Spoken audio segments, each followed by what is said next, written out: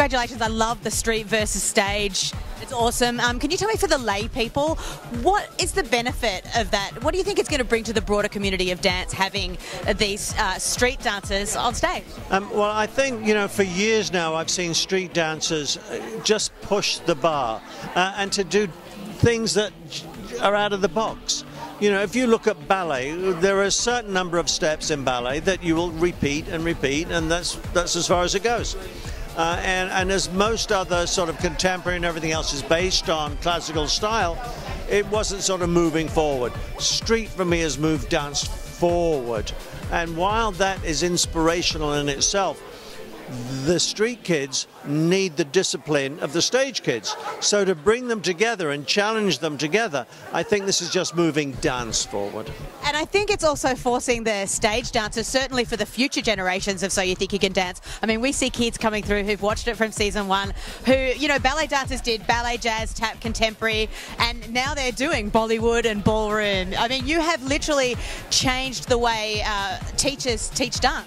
Well, I love the fact that tonight, we saw, we say this sort of a statement that's a blanket statement of, then they're staying in their own styles. And I pointed out tonight, Gabby is a tap dancer, and she did this incredible contemporary routine from Stacey Tookie. And that's going to have to happen with all of them.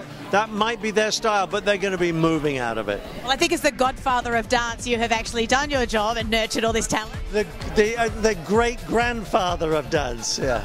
Now, your very exciting event next week. You have the 10-year anniversary. Can you tell us a little bit about that, please? Well, we're going to repeat some of the routines that, we've seen in the past, some of those great routines, me and Michael's bench routine and things like this. We're also going to look at some of the what I call the dancing fools. I love the fun of Sex and Dancing Derek and these great characters. We're going to look at some of the greatest judge comments from Christina Applegate, Adam Shankman, Lady Gaga, these wonderful people that have been on the show, Ellen DeGeneres, and what they've said about dance and how they feel about it. So it's going to be a sort of 10-year sort of celebration.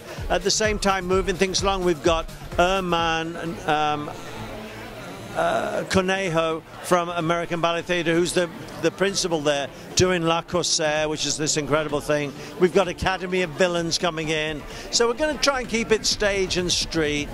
At the same time, it's just going to be a major celebration of So You Think You Can Dance. I never dreamt that we'd be here 10 years later. Well, speaking of dreams coming true, last question, I have to mention Misty Copeland. It was an incredible week for her, and I'm sure that you would have something to say about that. Well, number one, I'm thrilled that she's been made a principal now, one of the first African Americans that have done that. I'm also thrilled that she's actually coming onto my show On the Town on Broadway as a star in that. And of course, she was a judge on So You Think You Can Dance, and we're going to see her next week in the anniversary show. Well, we thank you for your commitment, and you're awesome as always. Thank you, Nigel. Thank you so much.